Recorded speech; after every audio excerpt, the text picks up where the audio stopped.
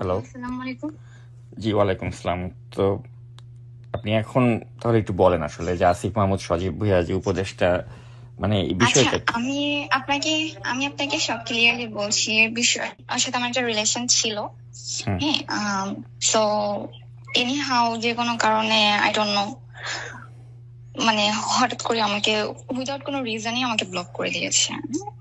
এখন কেন ব্লক করছে সেটা আমাকে বলে না, রিজনটাও আমাকে বলে না, আমি জানিও না যে কেন ব্লক করেছে বা আমি কি করেছি। সো মাঝে মাঝে মানে যখন ওকে মনে পড়ে তো আমি ওকে মেসেজ দিই, দ্যাটস ইট, নাথিং এলস। তো আপনার নাম তো সায়মা, তাই না? জি। জি। তো মানে মানে কতদিনের সম্পর্ক ছিল আপনার সাথে তার?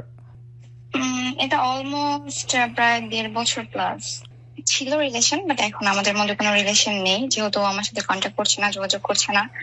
তো ওর মতো আছে, আমি আমার মতো আছি। আচ্ছা, নাকি এটা আপনার কি মনে হয় যে সে যে সম্প্রতি চট্টগ্রামে যে বিয়ে করলো, চট্টগ্রাম ইউনিভার্সিটির একজন স্টুডেন্টকে, এটার কারণেই কি মানে আপনার সাথে সম্পর্কটা সে কন্টিনিউ করছে না বা এরকম কিছু? আসলেই ও বিয়ে করেছে? আমি তো জানি না এটা। হ্যাঁ, তার মেয়ে, সে যাকে বিয়ে করেছে তার বাবার নাম হচ্ছে জনাব শহীদুল্লাহ। তিনি একজন সৌদি প্রবাসী, শাহরাস্তি এলাকার। মেয়ের মামার নাম হচ্ছে রাজ্জাক চট্টগ্রামেও বিয়ে মেম্বার। করেছে?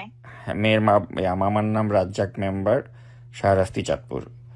এবং বিয়েতে 10 জনের মতো উপস্থিত ছিল। আর এটা হচ্ছে আচ্ছা। গিয়ে জুন জুন মাসের ঘটনা আর কি।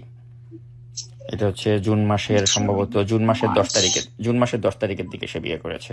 তাহলে কি জুনের 10 তারিখের পরে কি মানে আপনাকে সে অ্যাভয়েড করা শুরু করলো? হ্যাঁ, আমার সাথে তো এপ্রিল মাস পর্যন্ত মোটামুটি ভালো রিলেশন ছিল। ঈদের পরেও আমাদের দেখা হয়েছে, বাট আমি অ্যাকচুয়ালি জানি না ওর যে বিয়ে হয়েছে, এটাই তো আমি জানি না।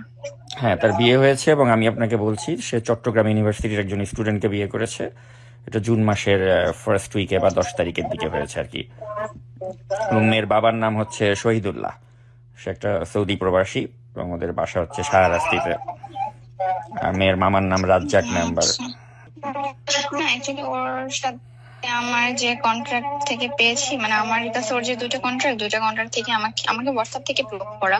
সো আমি কখন নাম্বারে কন্ট্যাক্ট করে ট্রাই করিনি। ও ড্রাইভার সাথে যোগাযোগ করার চেষ্টা করেছি, ও ড্রাইভারকে হয়তো আমার মেসেজে রিপ্লাই দিতে নিষেধ করে দিচ্ছে, জানি না। সো যদি কেউ কাউকে ঠকায় ভালো থাকে, বলার কিছু নেই।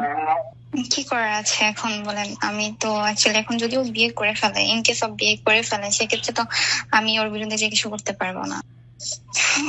আমার সাথে ওর হোয়াটসঅ্যাপে মোস্ট অফ দ্য টাইম যোগাযোগ হতো, সো হোয়াটসঅ্যাপ নাম্বার ব্লক আছে, বাট সিম নাম্বার হয়তো ব্লক করেনি। আমি সিমে কখনো ওকে ফোন দিইনি, যোগাযোগ করার চেষ্টা করিনি ফোনে।